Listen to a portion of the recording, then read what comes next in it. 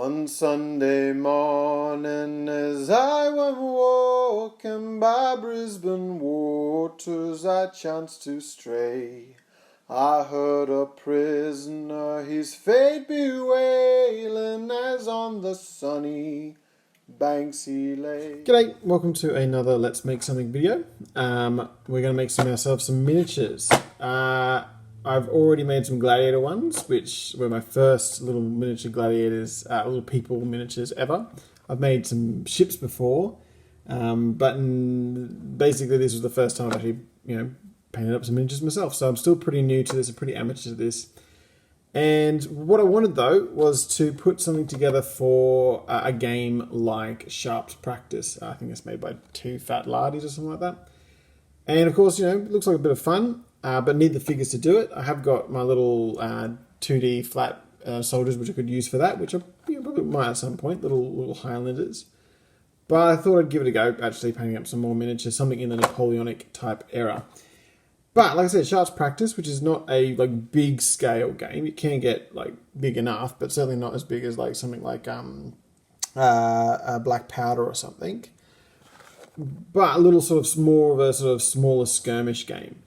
And I thought, if I'm going to paint up some armies, it might be interesting for, on the idea of skirmishing, to paint up some soldiers and convicts from the First Fleet. I've, in the past, made a video where I've made some ships, where they're ships significant to Australian history, for good and for ill. And so that's a bit of a thing that I like to do. So I decided what I would do is I'd paint up two sides for this skirmish game. One of them being sort of red coat officers and volunteer supporters. But then the other side to be convicts, because this happened throughout a large portion of sort of early colonial period. Back in 1788, convicts were often sent down to Australia. And while they were here, they would just get just as sick of it as they did back in England, and they'd often revolt or run into the bush and try and survive there. They also came into conflict with the Indigenous Australians as well, which is a whole another dimension to that whole colonial period. So I thought that could be pretty spot on for a skirmish game. The sort of redcoat and their volunteer support forces up against rebelling convicts and bushranger types. So in order to do that, I went into my local hobby store, which, as I've said previously, doesn't have a particularly prestigious range of miniatures. It's got these little ones like this hat, and they're all at 72 scale. They're mainly into making dioramas, stuff like that, more so than tabletop wargaming. But, it's a local crew, and let's be honest, it's also cheap. So I've got myself some British soldiers, but, if you want to know how to paint British soldiers, go find someone better at doing it than me. The question is, how do we paint up our convicts? So also has a series of British Marines and fighting sailors, as you can see here. And these little soldiers, I saw them online. I thought they could do the job. This sort of guy we could redo up as sort of a convict type guy. Give him some different colouring, and maybe he could be just a general free settler supporter, something like that, to accompany our little British officers. But at first, I couldn't get access to this box. All the sort of shipping issues that have been happening around 2021. This wasn't in stock. I didn't think it'd be coming in stock for quite a while. It finally did, hence why I've got this. So at first, I actually grabbed these. The infamous Prussian reserves. From what I hear, painting Prussians is one of the more boring tasks in the world. I mean, have a look at that uniform. Gotta love that grey. But I thought, if I got these Prussian dudes, and they are such a small scale little figurine, if I play my cards right, I could make these guys look a little less regimented and military than they are. So that's what I decided to do. So this video, we're going to talk about my little convicts. A little bit of research that I've done on convicts and how we could paint these dudes up in order to look like convicts for a skirmish type game. So yeah, let's have a look. So as I said before, these little sort of Marines and sailors will do the job nicely as far as as far as sort of our convicts and free settlers goes. Particularly this bloke, okay? He's got a little pike going, which I guess makes sense for naval combat, and got some axes over here, but this pike in particular stands out. Because as I've done my research for this period, there is one conflict in particular that stands out amongst the rest. There were lots of little skirmishes all over the place, but there was one larger scale pitched battle that occurred around Rouse Hill in Sydney. It is often called either the Rouse Hill Rebellion, the Castle Hill Rebellion, or sort of more poetically, the Second Battle of Vinegar Hill. This happened in like 1804, and basically a whole bunch of Irish rebels who had fought at Vinegar Hill in Ireland had been arrested, they had been transported, and now they were in Australia on the other side of the world. And they figured what they could do is, well, it's a bit unclear what they were intended to do, but by the time the rebellion was in full swing and already beginning to flounder, they were demanding a ship in order to get back home. About 200 of these guys revolted. And as well as raiding the armories for muskets, they also use pike, which is why this guy is useful. Which makes me remember, basically this is going to be the project. At first I was thinking I was going to just do some little skirmish groups, and it might only get that far. But my ambitions possibly greater than I actually have in my ability, is to basically try to create a 1-to-1 number armies for this second battle of Vinegar Hill. So we're talking about 90 or 95, just over 100 redcoats and volunteers, plus one cavalry officer on the British side. And on the convict side, we have ourselves just shy of 300, just over 300, about 230 or something like that, convicts.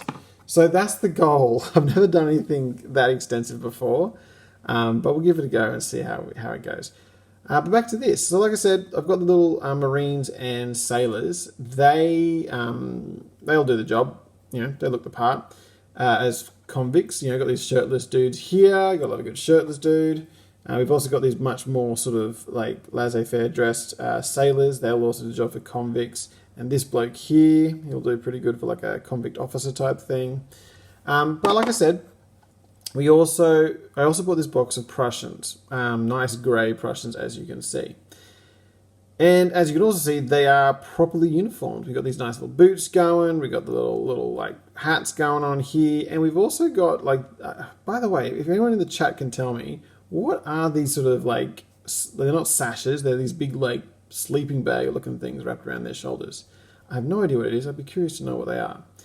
But the goal is to turn these dudes into a disorganized rabble of convicts, at least to look like that with regards to their paint job. And I think we can get a lot done with the paint job.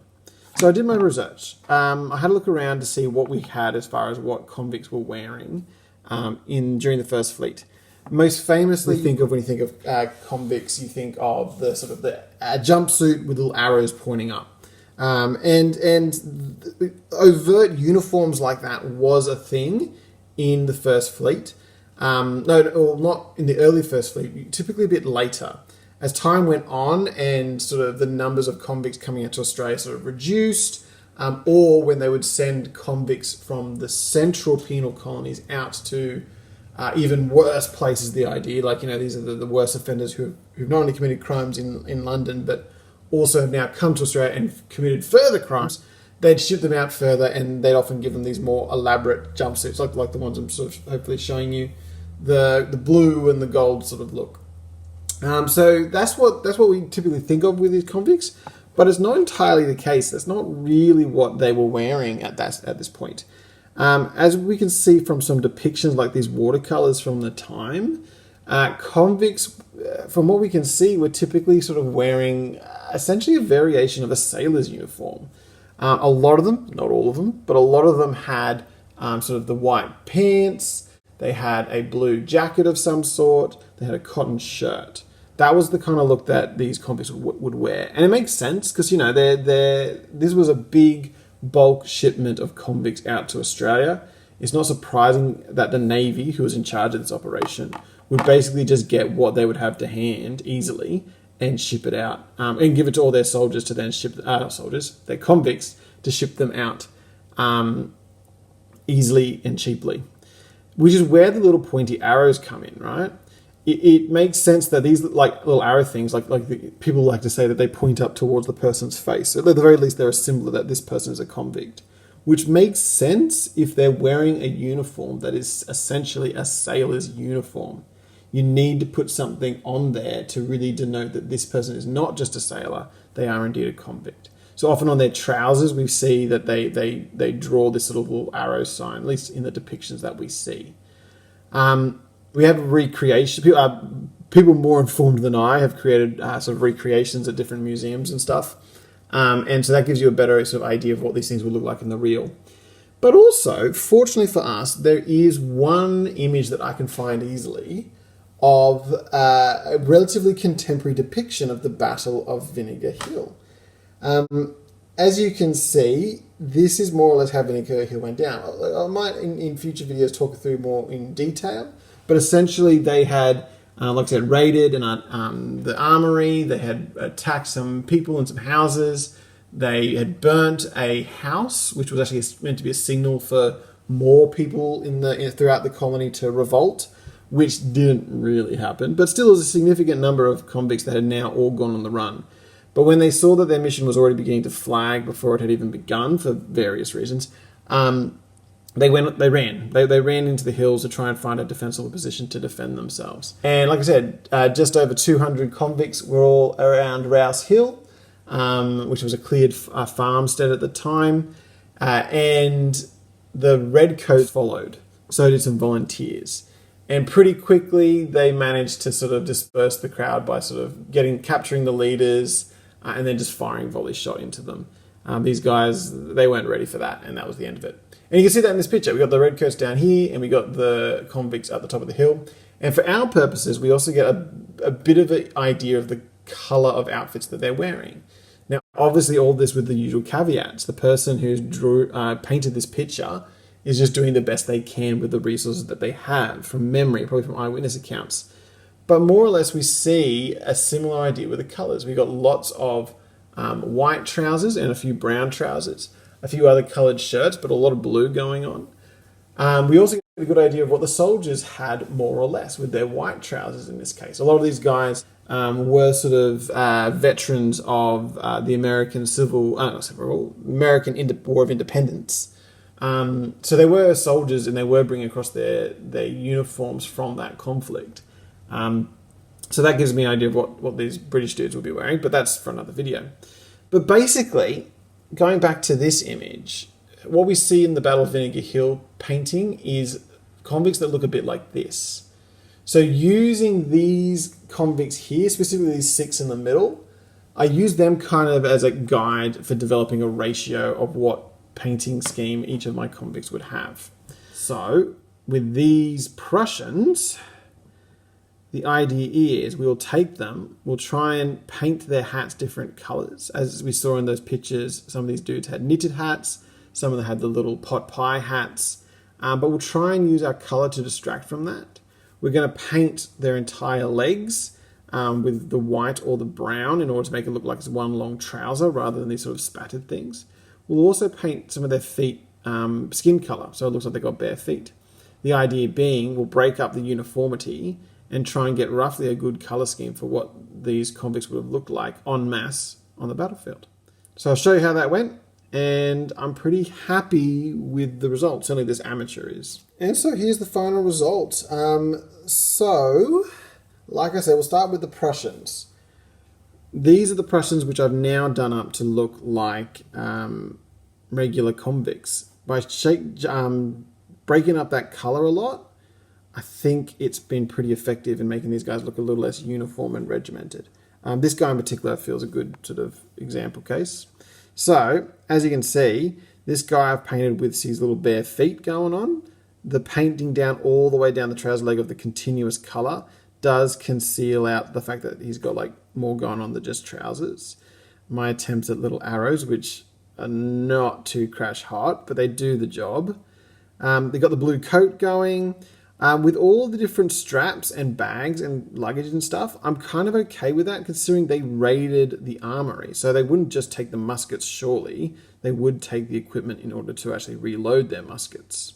As you can see with these guys, I've painted their hats, which does not completely conceal the fact that they're actually like, military caps. But, from a distance, the idea is they're sort of like beanies and pot hats, and they kind of do all right because just the color itself breaks up that consistency. Also stuff like I painted a beard on this bloke, so that way we had like sort of inconsistency of facial hair. And again, all this was kind of based on those sort of drawings that we saw. We saw like sort of sideburns, a lot of neck beards for some reason, and yeah, bare feet. So these sort of things I think have been pretty effective in turning this Prussian soldier into a convict who's gotten a hold of some military gear. Again, these big sleeping bag sash things, I've just painted up as sort of orange or green. They look more like now, just like I said, like a sash to sort of denote that they're all together. There's no historical precedent for that, but I just thought, well, I've got to do something with that big bag over their shoulder. But like I said, mixed up the colors. So there's ones with like the classic white pants with the blue jacket. I've got others that have sort of like a brown pants look. And the idea is this sort of like a calico jacket thing going on here. I made some little mini, I guess you'd say sort of command-based type things. And I did get a flag going. So in the pictures that we see from Vinegar Hill, the person who drew that picture did not draw flags. So either he forgot to put them in, or probably more likely that they didn't get together a bunch of flags. I don't think they would have had necessarily enough fabric to do that. Problem is, the flags look great. Whenever you see jobs done by other people, like all the crew over at like the Plastic Crack podcast, great show by the way. They like to sort of do their pieces up with flags, and it just looks lovely. So I thought, look, we'll take some more creative license.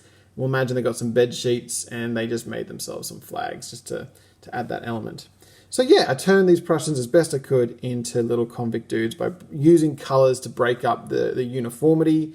The little arrows, ironically, kind of work in the same way that from a distance you could identify a convict because of the arrows on them. On the table, from a distance, you can see that these guys are the convicts because they've got arrows on them. Of course, we've also got our sailors and marines over here. Done them up as well, with arrows as well. That helps the consistency there. It kind of brings a bit of uniformity, ironically, to this little unorganized army. Got the pikemen there. I did paint some of these dudes to be black. So there was at least one, as from my research, there was at least one black guy that came along the first film. By black, I mean he's from Africa somewhere. Obviously, there's a lot of Indigenous Australians in Australia, but they would. That's a big, interesting bit of history, but all mixed up. But as far as African or African Americans go, there was at least one, a guy called Jack Caesar. They called him Black Caesar as a nickname because, of course, they did. He was one of the convicts that turned up in 1888. They don't know if he was from Africa or if he was from the Caribbean. All we know is he committed a crime in England in like 1786 or something, and then shipped him out to Australia. Quite an interesting life in Australia, worth a look if you want to Google it. But basically, I've taken that as a little bit of wiggle room, a little bit of license to just scatter one or two, not heaps, of black-skinned dudes throughout this little force. And in a way, it's sort of reminding us that yes, this was a sort of an Irish revolt in Australia, but there were Protestants involved, there were Scots involved, there were Englishmen involved. It was basically anyone who was willing to sort of take up arms and support them, they obviously would allow into their ranks, more or less. And so I thought we'd just scatter some of these guys in there to sort of show that's the case. I don't know if it's true, but again, poetic license, which I think I can get away with. But as you can see, I'm pretty happy with my little convict force. It needs to grow. So far I've painted what? About 22 of these little fellas. So I'm about a tenth of the way through painting up the convict side. I also need to paint up the red coats, which I will do at some point. That way I've got my two forces. And yeah, so there's going to be about, a little over 300 of these dudes by the end of the process, which is definitely the biggest project I've ever done. But I'm looking forward to it. So in future, probably like probably take me a full year, I'd imagine, the rate that I paint. But hopefully in time I'll have a nice big army to play something like Sharp's Practice or some other game that I might try and put together. And I'll have some nice little minis to do the job. So I hope you enjoyed that video. I hope the sort of painting colour tips around the Convicts was useful if this is something you're interested in. But otherwise, thank you for tuning in, and hopefully I will see you, or you'll see me, in the future. Okay, bye. But all the places of condemnation, the penal stations of New South Wales, of Moreton Bay, I've found no equal. Excessive tyranny each day prevails.